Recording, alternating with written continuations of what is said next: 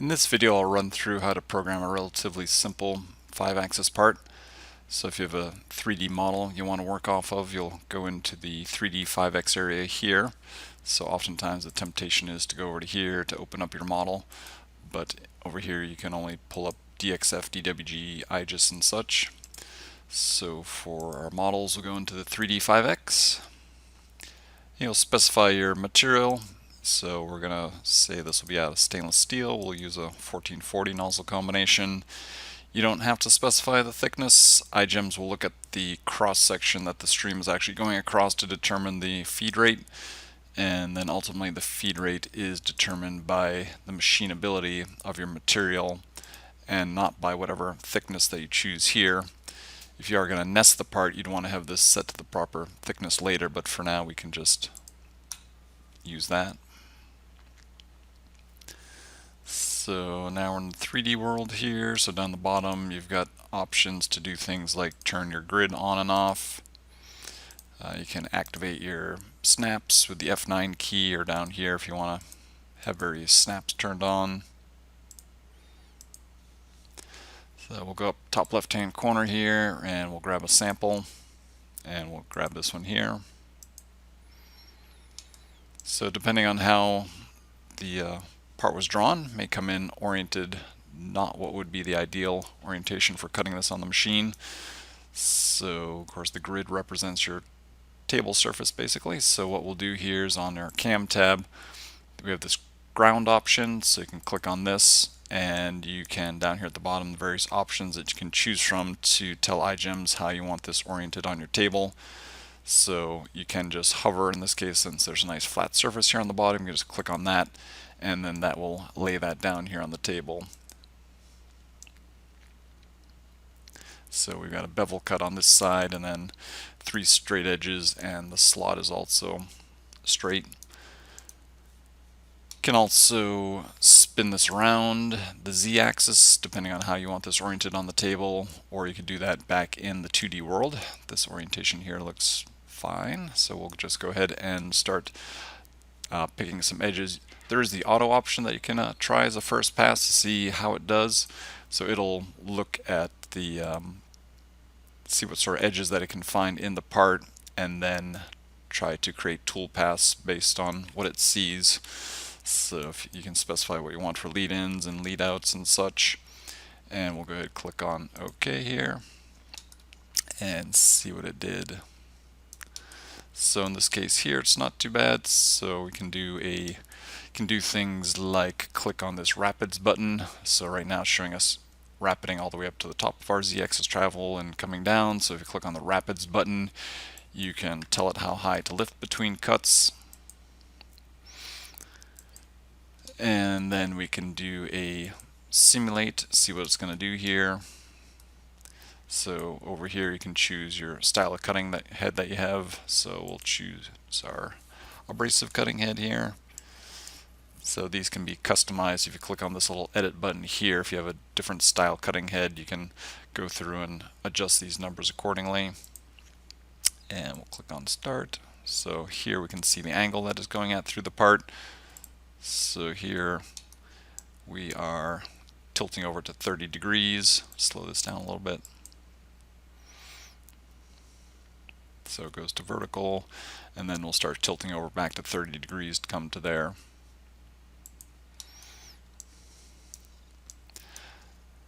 So that could be fine, but you might want to change things. Maybe you want your lead in, lead out at a different position. You might not want to lead in on going into the bevel cut. You might want to do this a little bit differently, as far as maybe do the outside as 2 separate cuts where you cut the bevel cut first and then you stop and re-pierce and vertically cut this. Sometimes you'll get a little bit better cut result if you do that. So if you want to change things like that, you can go to this toolpath area here, and now here it shows the 2 different cuts that are in this part.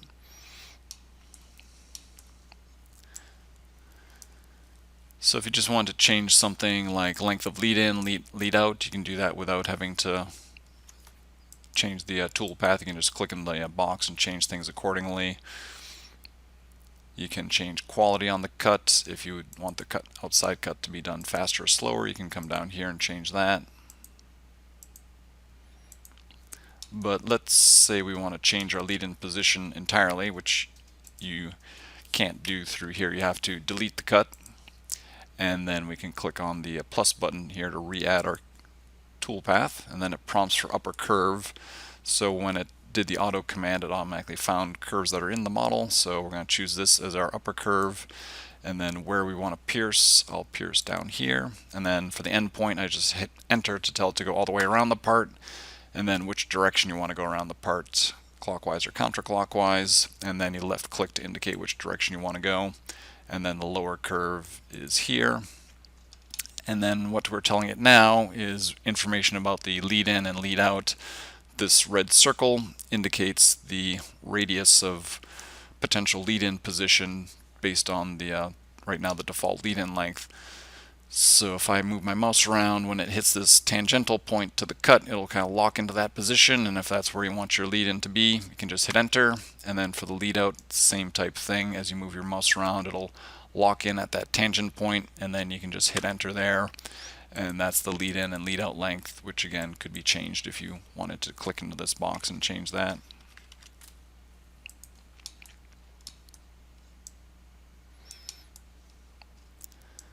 So now we can click down here at the bottom, and this will just give us a simulation of this cut.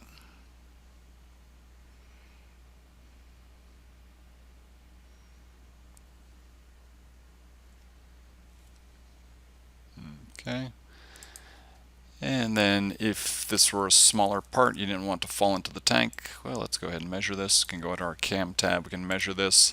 So if we measure from here over to here, we see that this part is basically just under 4 inches, which could potentially fall into the tank. So if we wanted to leave a tab on the outside cut, we can go back to toolpath and go back to this cut here, and these cuts can be renamed if it helps when you get into a more complex part with more cuts to keep things straight, what's what. So in our lead in lead out area, we have this choice here to use overcut, and if you put a negative number into the overcut box, then it will leave a tab. So right now we've got the lead out but no overcuts, so we tell it to use overcut and then put a negative number in here, like let's try 40 thou, which will have to make it a little bit shorter because now we'd basically be stopping right there where we led in, so we'll make this 80 thou. So with the stream diameter being about 40 thou, we'd probably be left with a small amount of material there, so that's how you can specify if you want to leave a tab on a part. Could also shorten up your lead out in this case here and make this a little bit longer. So these two numbers here can be adjusted in this case when you're doing it on a corner to adjust your tab width. Or if you wanted your lead out to go at 90 degrees, you could do something like that and then adjust this.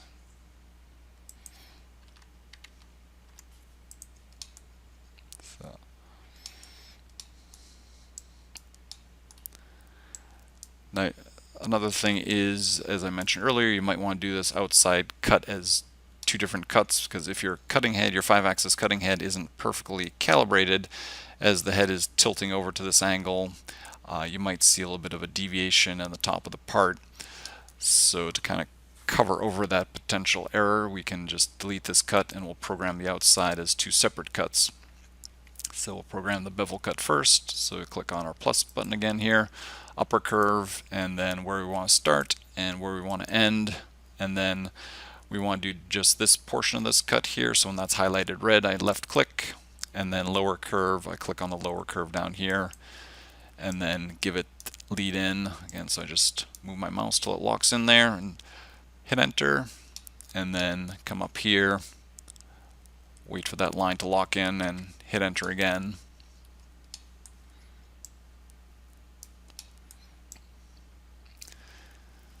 So right now we've got tilted piercing turned on, so it's going to tilt over to this 30-degree angle and pierce. Sometimes on abrasive cutting, especially as you get thicker, you might want to do a vertical pierce, and then it'll tilt over as it's doing the lead in. This material is relatively thin, so we can do the tilted piercing. As you click that box, you'll see that this blue line here, which represents the trajectory of your lead-in stream changes, so you can see where it's going to go. And then you'll see we have nice straight lines here, so that should be a nice straight bevel cut there. So we'll get to the end of the cut there, and then we'll add another cut. So we'll choose this as our upper curve now again. This is where we're starting, this is where we're ending, and we're going this way around the part, so I left click, and then lower curve, click on this, and then again lead in, and then lead out. So we just want to make sure that the lead in and lead out are long enough that they're going to pass by where the bottom of our bottom bevel was here. So if I hover my mouse down here, in this case here, it'll line that up basically with the end of that cut. And then right now it's showing this being cut at an angle. I'd prefer this just to be a vertical cut. So it's basically picking up the angle here to do the do that cut here. So up here I can change this, and if I change this to fixed, then it'll change that to be 0° angle for that cut. And then you can see where the lead in and the lead out are. And if I want to make sure that the lead out's going to get beyond there, I can add a little bit to that. We'll make it 1/4 inch also.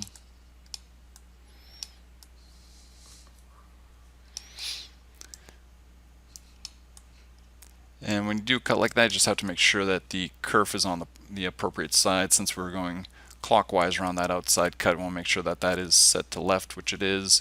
If it were set on the wrong side, you wouldn't see the red lines indicating the stream trajectory, but you can just click into here and change it to the appropriate side. You can also uncheck this box here if it makes it a little bit easier to see what you're working with. And that looks good, so we'll go ahead and click on close, and then we'll just readjust our rapids, bring those down. And then finally we'll set our 0, point on the part. So if we're just cutting one part, this would be where we would start the nozzle. So right now our 0, point is down here at the top of the table, which really wouldn't be that convenient to get the nozzle to. So you've got the choice here for 0 point. So if I want my 0 point to be lower right on the part, I can just hover over that corner since I have my snaps on and put my 0 point there. If I wanted my 0 point to be lower left on this part, start this command again. If I right click, I can choose this box option, and draws basically a box around the model. You can see that black line there, so I can just hover near that corner there, and then that would put my nozzle above the lower left hand corner of the part there. And we can do one final simulate.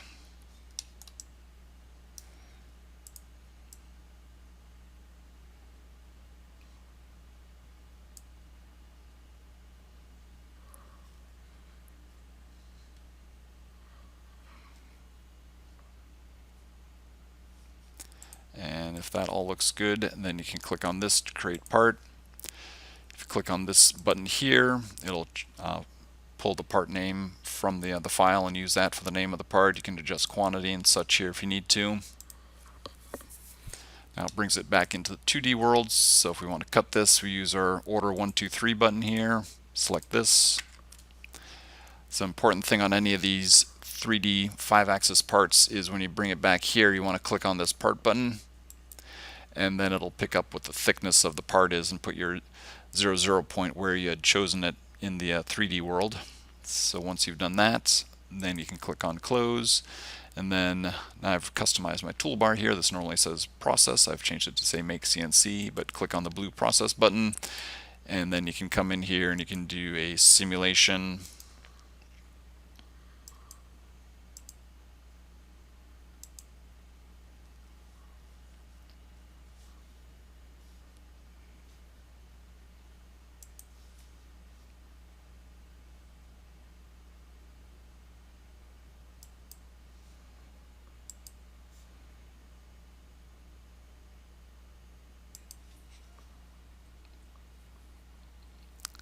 So now we can click on the simulation.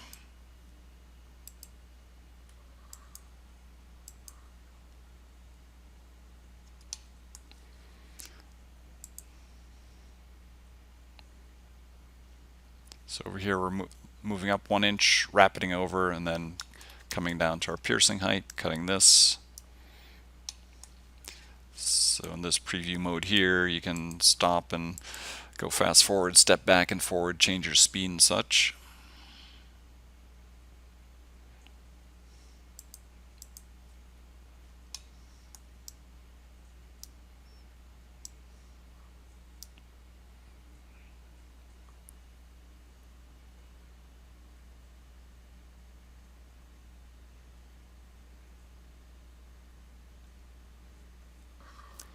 Now if you decide that you want to change anything to get back into the part, come back into here, double click somewhere on the perimeter of the part, and then that brings you back into the 3D world with that part, so then you can go through and change anything that you might decide that you want to change. And then when you exit out, click on Create again, and you can click on this button. It'll update the existing part. If you're doing some experimenting and you want to have a duplicate part but just has that one change, you can click on New Part, and then you'd have 2 parts when you get back into the 2D world. And then you would just go back again, preview it if you like, or click here to make your CNC file. If you have any questions, let us know. Thanks.